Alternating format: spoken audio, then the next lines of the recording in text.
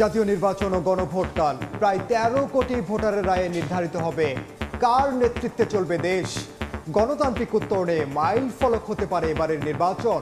এটাই আমার জীবনের প্রথম ভোট দেওয়া হবে। নির্বাচনের দিন আশা করব যেন পরিস্থিতিটা কন্ট্রোলেই থাকে, সবাই যেন সুষ্ঠুভাবে ভোট দিতে পারে। নির্বাচন ভালো হোক, এটা আমরা সবাই চাই। হার জিত তো থাকবে, যে হারবে পরাজয়টা স্বীকার করে দেশকে এগিয়ে নিয়ে যাওয়ার আহ্বান করে, এইটা হবে বাংলাদেশের রাজনীতিতে সবচেয়ে বড় অ্যাচিভমেন্ট।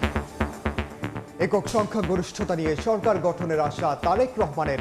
সুষ্ঠু নির্বাচন প্রত্যাশা, জয় পেলে জনগণের সরকার গঠন করবে জামাত।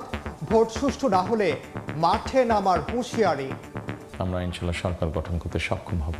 একটা ব্যালেন্স সরকার যদি হতে হয় তাতে সেক্ষেত্রে অপোজিশনে থাকতে হবে কাউকে। আমরা আশা করছি যে নির্বাচনটা সুষ্ঠু হবে। এই সরকার হবে জনগণের সরকার। ভোটের মাঠ কেউ নষ্ট করবে না, এটা আমরা বিশ্বাস করি, তারা বরদাস্ত করবে না। ভোটাররা এর জবাব এবং প্রতিরোধ গড়ে তুলবে। আজ ভোটের সরঞ্জাম যাবে সব কেন্দ্রে। শান্তিপূর্ণ নির্বাচনে মাঠে আইন শৃঙ্খলা বাহিনীর প্রায় 10 লাখ সদস্য। বডি অন ক্যামেরা, সিসিটিভি সহ ড্রোনেও নজরদারি। সুষ্ঠু নির্বাচনে সর্বোচ্চ প্রস্তুতি সরকারের। সপরিবারে নির্ভয়ে ভোট কেন্দ্রে যাওয়ার আহ্বান প্রধান উপদেষ্টার। ফল যাই হোক দেশের স্বার্থে মেনে নেওয়ার আহ্বান। এবং বিএনপির ইশতেহারে কর্মসংস্থান তৈরি সহ $1 ট্রিলিয়ন অর্থনীতির প্রতিশ্রুতি। দুর্নীতিমুক্ত শান্তিপূর্ণ দেশ গড়ার প্রত্যয়। ইনসাফের রাষ্ট্র প্রতিষ্ঠার ঘোষণা জামায়াতের।